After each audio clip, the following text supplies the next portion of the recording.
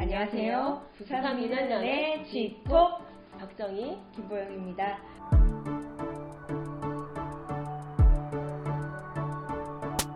G톡 시즌2 저희가 매달 한 번씩 찾아뵙고 있는데요. 이번 달도 저희 둘이 찾아뵙네요. 네네. 다음 달에 우리 문미진 모니터 팀장님도 꼭 함께 보는 걸로 했으면 좋겠습니다. 오늘 G톡은 어떤 얘기를 나눠볼까요? 네, 5월 11일 부산 블루코스트가 이기대와 해운대를 잇는 해상 관광 케이블카 사업을 부산시에 사업안을 제출했는데요. 지역 언론들도 일제히 보도했습니다. 이번에는 이 해상 케이블카 관련해서 지역 언론이 어떻게 보도했는지를 한번 살펴보겠습니다. 네. 오늘 얘기할 이기대와 해운대를 잇는 해상 케이블카는 2016년에 그러니까 부산시가 이미 반려한 사업이지 않습니까? 네, 맞습니다. 부산시가 2016년에 교통난과 주차 문제, 그리고 환경 훼손 문제, 또 공공기여가 미비한 사업이라고 판단해서 한 차례 반려를 했습니다. 그런데 이 추진 사업자인 부산 블루코스트가 부산시에 사업 수정안을 다시 제출하면서 지역계 주요 좀 현안으로 떠오른 면이 있습니다. 어쨌든 이 문제에 대해서 가장 적극적으로 좀 보도를 한 지역 언론은 국제신문이었죠. 네, 국제신문이죠. 네네네. 그 사업안이 그 수정안이 제출된 다음 날 5월 12일 일면에 메인 기사를 실었고요. 그리고 3면을 통으로 할애해서 그러니까 부산 블루코스트가 제안한 수정안을 조금 자세하게 전했습니다. 그리고 이 사업으로 인해서 얻어질 좀 긍정적인 경제적 효과 이런 것들도 전했고요. 그리고 부산의 좀 주요 공기업들, 그러니까 부산관광공사라든지 부산도시공사 그리고 또 부산은행 네. 이런 좀 지역의 주요 기업들이 투자 가능성이 있다. 그리고 시민 공모주 발행과 같은 다양한 좀 자본의 참여 가능성을 소개하기도 해서 약간 관심을 많이 끄는 그런 기사를 실었습니다. 국제신문의 또 보도의 특징은 해상 케이블카 문제를 부산의 대표적인 장기 표류 사업으로 좀 규정하면서 빨리 해결되어야 할 수건 사업이다라는 식으로 시민들의 좀 관심을 좀 높이려고 한 경향을 보였다는 겁니다. 네. 국제신문은 사실 부산 블루코스트가 사업 수정안을 제출하기 전부터 이 해상 케이블카 그 문제를 이슈한 바가 있습니다. 4월 26일 국제신문이 부산시의회와 지방자치부활 30주년으로 기획한 게 있는데요. 그게 이제 부산의 장기 표류 사업에 대한 시민의식 조사입니다. 100가지 장기 표류 사업 중에서 좀 중요하게 생각하는 12개를 선정해서 시민 1000명에게 물어봤는데요. 그 결과를 보도를 했었습니다.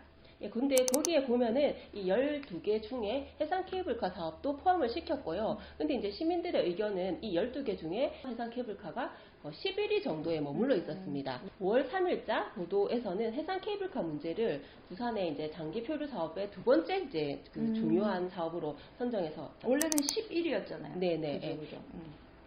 네, 두 번째 순서로 보도를 했습니다. 뭐 순위를 매긴 건 아니지만 이제 그만큼 빨리 보도했다는 건 비중을 높게 봤다는 거고요. 특히 이 사업 반대 명분이 점점 약해지고 있다고도 전했는데요. 이제 그 근거로 해운대구 주민의 49.2%가 이 사업에 찬성한다라는 내용을 이제 전했습니다.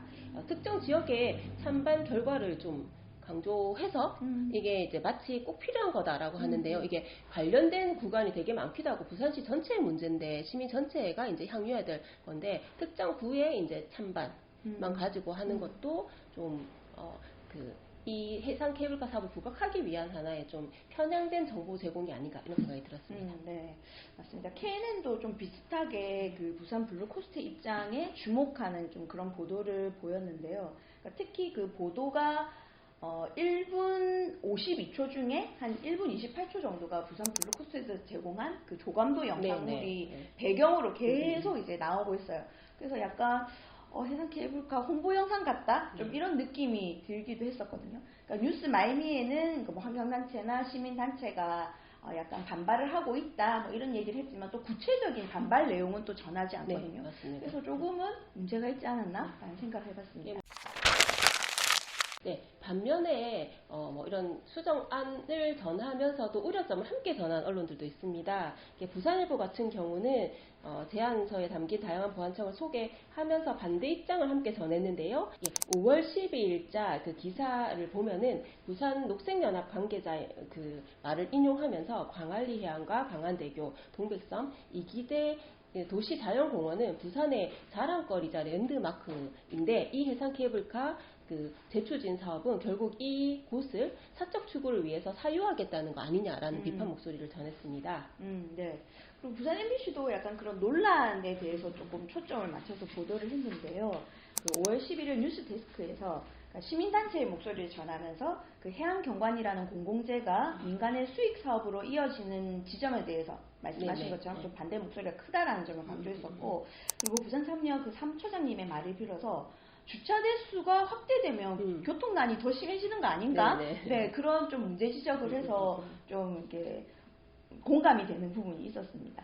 그리고 부산일보하고 부산 MBC는 공통적으로 강성태 수영구청장을 네네. 직접 인터뷰를 했었거든요. 수영구청장님의 말이 그 기업의 이익을 추구하기 위해서 공공재를 훼손하는 것은 말이 안 된다. 그리고 해양경관은 부산이 가진 천혜의 자연 환경의 한 부분인데 케이블카가 이를 훼손을 해서는 안 된다라는 취지로 이제 인터뷰를 했는데 그걸 부산일보와 이제 부산 MBC가 주요하게 좀 전하기도 했습니다. 그리고 KBS 부산은 약간 이 이슈를 단신으로 전하면서 좀 주요한 의제로 좀 다루지 않은 측면이 있었습니다. 네. 그러니까 언론 보도에서 짚진 않았지만 이게 좀 가장 근본적인 건 이 사업이 어떻게 보면 공공재를 개발해서 특정 기업에게 엄청난 막대한 이제 그 가치를 주는 게 아닌가 이런 우려도 있는데 이건 사실 수정안으로 해결될 수 있는 부분도 아니어서 언론에서는 관심도 가져야 될 것 같은데 아직 이런 부분에 대한 좀 보도는 없었고요.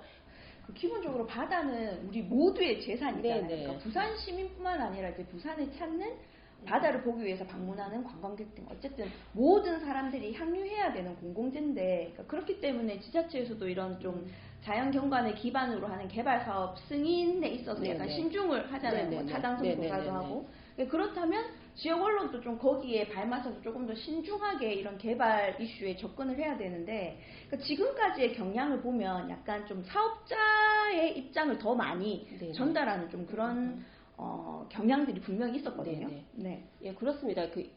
이런 보도들의 가장 기본이 되어야 될 것은 사업에 대한 이제 그 꼼꼼한 체크, 점검이 아닐까 싶습니다.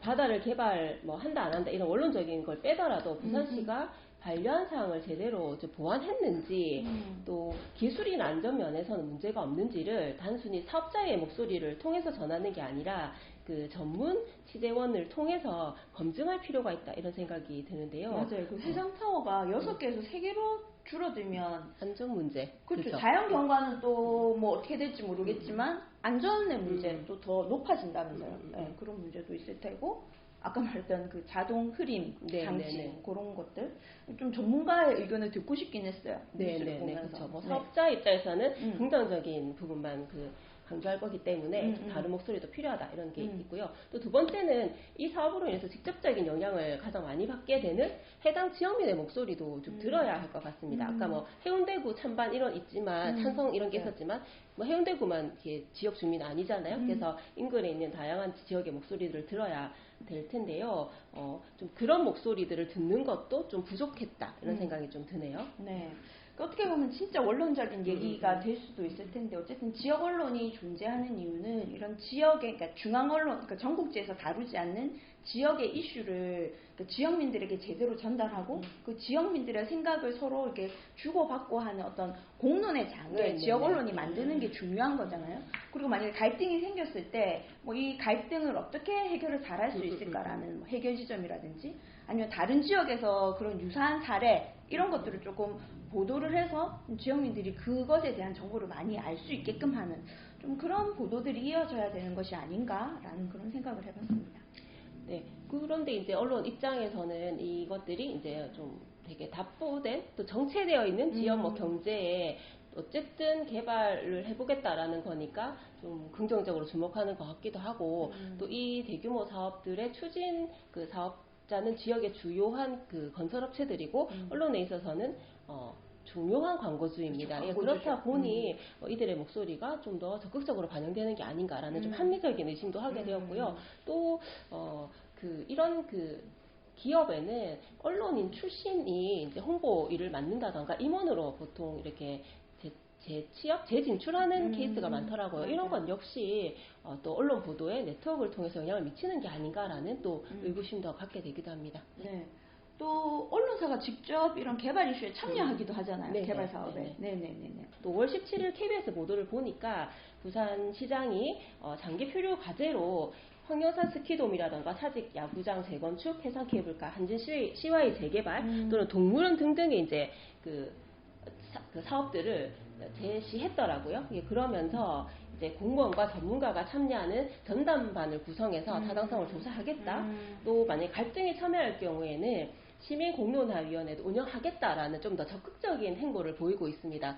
그런데 이제 이걸 보면은 굉장히 좀 공공적인 성격이 강한 표류 과제도 있지만 한편으로 민간 사업자의 어떤 그 적극적인 추진이 이제 있었지만 사실은 장기 표류화됐다는 건 되게 여러 가지 문제가 많아서 추진하기가 쉽지 않다는 거잖아요. 이제 원인이 그런, 있었기 때문에 미뤄졌겠어. 네. 미뤄졌겠죠. 그런 것들이 좀 다 포함이 되어 있어서 그러니까 언론에서도 이런 장기 표류 과제에 대해서 관심을 갖고 특히 공공성이나 공익성 측면에 주목해서 우선해야 될 것들에 대해서 좀 더 이제 적극적으로 보도를 하는 반면에 또 민간 영역은 뭐 제대로 되는지 또는 뭐 특혜는 없는지 감시와 견제 역할을 좀 해주기를 좀 당부를 드립니다. 네. 오늘 또 해상 케이블카 문제를 또 이렇게 보도 어떻게 됐는지 짚어봤는데요. 저 개인적인 생각으로는 그냥 자연 경관은 그냥 자연스럽게 네. 놔두는 게 제일 좋은 게 아닌가라는 생각을 하는데 뭐 여러 가지 이유가 있겠죠. 어쨌든 저희들은 지역 언론들의 보도에 주목을 해서 더 눈여겨보도록 하겠습니다. 네, 오늘은 여기까지 하고요. 6월 달에 또 G톱 만나뵙도록 하겠습니다. 지금까지 G톱이었습니다. 고맙습니다.